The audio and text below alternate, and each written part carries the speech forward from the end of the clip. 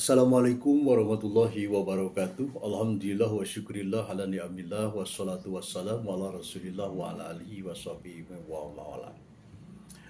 Pemirsa yang berbahagia, dalam kehidupan ini seorang manusia, seorang hamba Allah tentu ingin mendapatkan bimbingan dari Allah agar kehidupannya penuh dengan kebahagiaan, agar kehidupannya mendapatkan pertolongan dan tetap berada di dalam jalur sesuatu yang diridhoi oleh Allah Subhanahu wa taala. Seseorang untuk mendapatkan cahaya ilmu Allah, menurut Imam Nawawi Al-Bantani yang disetujui oleh mayoritas ulama, ada salah satu jalan supaya kita mendapatkan bimbingan cahaya ilmu Allah, mendapatkan cahaya ilmu Allah.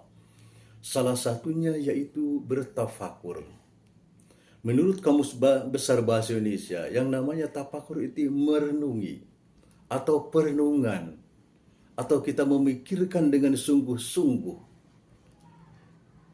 Tafakur ini betul-betul merupakan ibadah yang sangat besar karena akan mendatangkan ilmu dan bimbingan kepada jiwa seseorang di dalam kehidupannya. Ada 4 tafakur menurut Imam Nawawi Al-Bantani. Yang pertama adalah tafakur terhadap ayat-ayat Allah. Tafakur ini seorang hamba harus bertawajuh dan meyakininya. Salah satunya yaitu di dalam surat An-Nahl ayat 96 yang berbunyi a'udzubillahi minasyaitonirrajim. Ma indakum yanfad wa ma indallahi baq. Yang artinya segala sesuatu di sisi manusia, di sisimu maka akan habis, dan segala sesuatu yang di sisi Allah akan kekal dan abadi.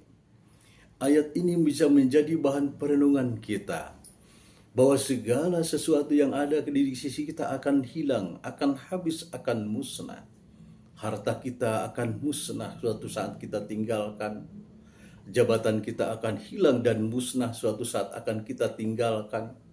Suatu saat juga jasad yang bersama kita dari mulai kita kecil sampai sekarang juga sama akan kita tinggalkan dan akan musnah dan hilang.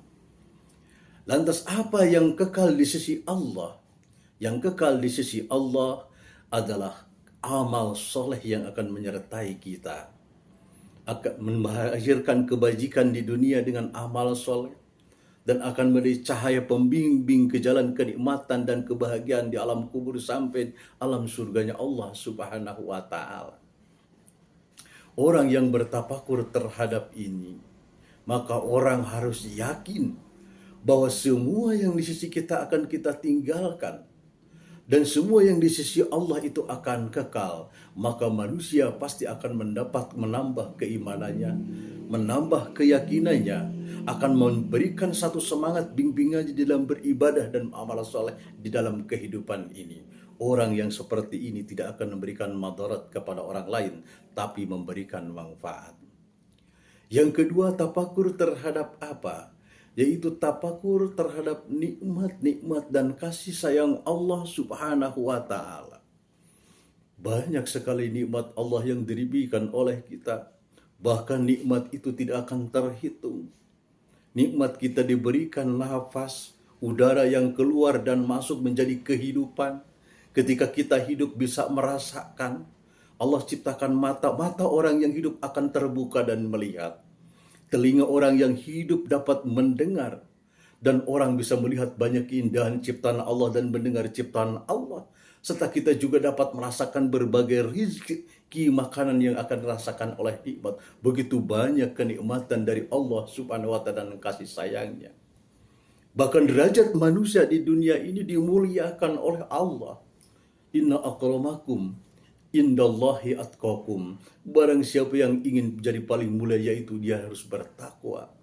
Walaqad karamna bani Adam. Orang yang paling mulia itu adalah kita manusia di antara makhluk-makhluk yang lainnya. Itulah kasih sayang Allah. Ketika kita merasakan kasih sayang Allah, maka kita akan bersyukur kepada Allah. Kita akan mencintai kepada Allah. Dan kita akan mahabbah kepada Allah. Dan kita akan nikmat beribadah. Kenapa? Karena untuk mensyukuri nikmat-nikmatnya kasih sayangnya. orang yang menyayangi, yang memberikan kasih sayang, memberikan rezeki, pasti seorang hamba akan bersyukur dan dia akan bersujud dan mengikuti petunjuk-petunjuknya. Ketika tafakur ini kita munculkan, maka tentu kita akan semakin mencintai Allah.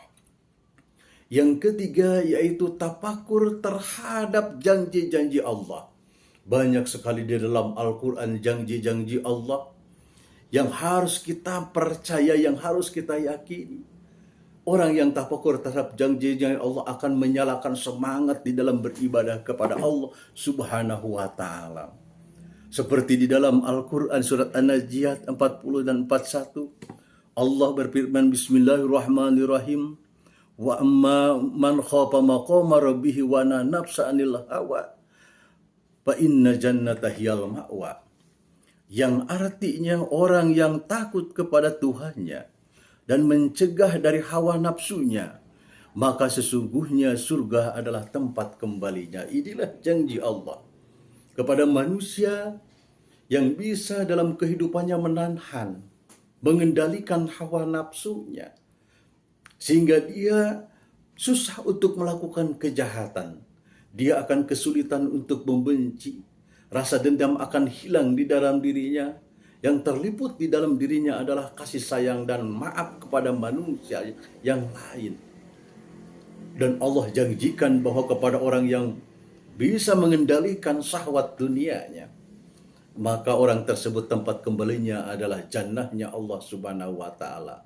Dengan janji ini manusia meyakini, maka dia akan mampu memerangi hawa nafsunya, mampu mengendalikan hawa nafsunya untuk tidak berbuat maksiat, berbuat dosa, serta memberikan madarat kepada sesama manusia di dunia ini. Yang keempat adalah tafakur yang berbentuk kita ancaman-ancaman Allah atau peringatan Allah Subhanahu wa Ta'ala. Tafakur ini bisa mengarahkan manusia untuk ada khuswah di dalam hatinya. Ada rasa takut terhadap keagungan Allah. Ada rasa takut terhadap balasan-balasan Allah atas setiap amal manusia. Ada salah satu contoh yang kita sebutkan dari ayat Allah, Bismillahirrahmanirrahim. La in syakartum la azidannakum wa la in kafartum inna azabi lasyadid. Apabila engkau bersyukur Allah akan tambahkan, tapi apabila engkau kufur maka Allah akan menyiksa. Ketika orang merasakan nikmat dari Allah karena rasa takut, maka dia akan bersyukur kepada Allah. Kenapa? Sebab apabila dia tidak bersyukur kepada Allah, maka dia akan melaksanakan siksanya. Kita akui, kita sebut namanya. Kita agungkan dengan sholat, kita agungkan dengan zikir, kita agungkan dengan membaca ayat Allah sebagai bukti syukur kita kepada Allah. Memberi kemanfaatan kepada sesama sebagai bukti syukur terhadap nikmat-nikmat Allah. Maka pasti Allah akan tambah kenikmatan kepada kita. Itulah hikmah atau jaminan bagi orang-orang yang mampu membuka jiwanya, membuka rasanya dengan tafakur, memunculkan bimbingan dan tuntunan Allah. Sehingga tafakurnya seperti mata air yang akan mengeluarkan air yang suci dan bersih. Tafakurnya akan membuka napas ketenangan dan kebahagiaan sehingga hidupnya menjadi bahagia di dalam bimbingan Allah Subhanahu wa Ta'ala. Terima kasih. Wassalamualaikum warahmatullahi wabarakatuh.